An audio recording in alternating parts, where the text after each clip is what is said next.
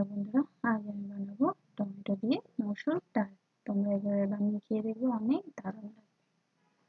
এখানে যা যা লাগছে লিখে দেওয়া আছে, তোমরা ভিডিও পজ করে দেখে নিও।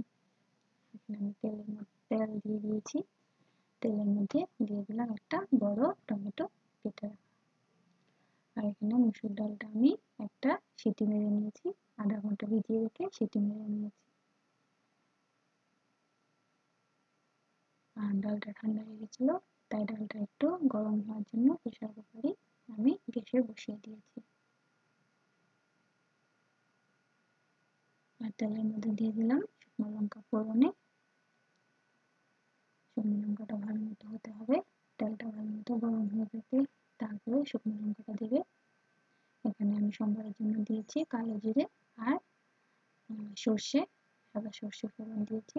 কালো জিরে সাদা সর্ষে ফোড়ন দিয়ে এভাবে ডালটা বানিয়ে খেয়ে দেখবে, অনেক দারুণ লাগবে। তোমাদের যদি আমার ভিডিও ভালো লাগে, লাইক শেয়ার কমেন্ট করবে। আমার চ্যানেলটাকে প্লিজ সাবস্ক্রাইব করে দিও। এখানে আমি টমেটো কেটে রাখা টমেটোটা দিয়ে দিলাম। টমেটোটা নরম হওয়ার জন্য দিয়ে দিয়েছি একটু নুন। এখন টমেটোটা দেখো, টমেটো তাড়াতাড়ি নরম হয়ে যাবে, কারণ পুরোপুরি পাকা টমেটো নিয়েছি। টমেটো অল্প সময় নাড়াচাড়া করতেই টমেটোটা পুরো নরম হয়ে গেছে। নুন দিয়ে দিয়েছিলাম আগে, এখন একটু দিয়ে দিলাম হলুদ গুঁড়ো আর একটু চিনি স্বাদের জন্য। চিনিটা দিলে নুন হলুদের ব্যালেন্সটা পুরোপুরি হয়ে যাবে আর খেতেও দারুণ স্বাদের হবে। এভাবে ডাল বানিয়ে তোমরা রুটি, পরোটা, পুরি, তারপর ভাতের সঙ্গে তো অবশ্যই ভালো লাগবে। এভাবে বানিয়ে খেয়ে দেখবে, অনেক দারুণ লাগবে।